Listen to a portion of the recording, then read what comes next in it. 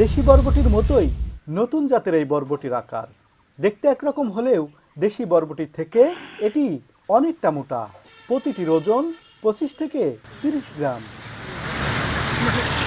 2020 সালে বরবটির নতুন এই জাত নিয়ে গবেষণা শুরু করেন যশোরের আঞ্চলিক কৃষি গবেষণা ইনস্টিটিউটের বৈজ্ঞানিক কর্মকর্তারা।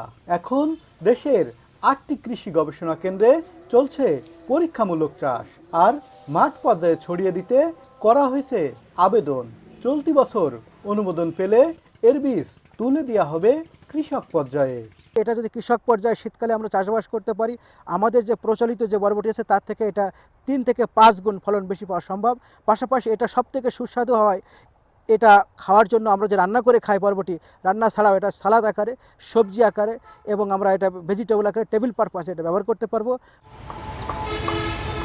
বরবটির নতুন এই জাত চাষাবাদে সবজির চাহিদা পূরণের পাশাপাশি বেশি লাভবান হবে কৃষক। এর মিষ্টতার কারণে সালাদ হিসেবেও খাবারের তালিকায় যোগ করা যাবে। এছাড়া পুষ্টির চাহিদা পূরণেও কার্যকর ভূমিকা রাখবে। সুইটনেস এত বেশি যে এটাকে গ্রিন অবস্থায় খাওয়া যায়, মানে সালাদ পারপাজে খাওয়া যায়। আর যেটা হচ্ছে আপনার পার্পল কালার, সেটারও মিষ্টতা আছে। তবে সেটা যেহেতু কালারফুল ফ্রুটস, আমরা জানি যে কালারফুল যে কোনো ভেজিটেবল বা ফ্রুটস এটা আমাদের স্বাস্থ্যের জন্য ভালো, এবং এটা হচ্ছে ক্যান্সার প্রতিরোধী। হেড অফিসে লিখেছে এটাকে জাত হিসাবে রিলিজ করার জন্য।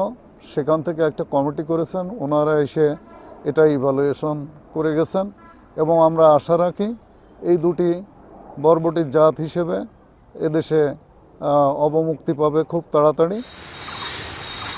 দেশে প্রচলিত যে বরবটি আছে তা সাধারণত গ্রীষ্মকালে হয়, তবে নতুন এই জাতটির ফলন শীতকালেও ভালো হবে। এটি চাষে আশার আলো দেখছেন কৃষকরা। উচ্চ ফলনশীল এবং এটা সালাদ হিসেবে, সবজি হিসেবে 2 রকমই খাওয়া যায়, এবং আমরা নিজেরাও পরীক্ষা করে দেখলাম যে এটা খুব সুস্বাদু এবং মিষ্টি। এটা যদি কৃষক পর্যায়ে আমাদের মাঝে ছড়াই দেওয়া যায় বেশি পরিমাণে, আমরা এটা চাষাবাদ করে অনেক লাভবান হতে পারবো। শীতকালে তো কোনো বরবটি নাই, তাই এটা আমরা আসলে নতুন জাত হিসেবে দেখতেছি।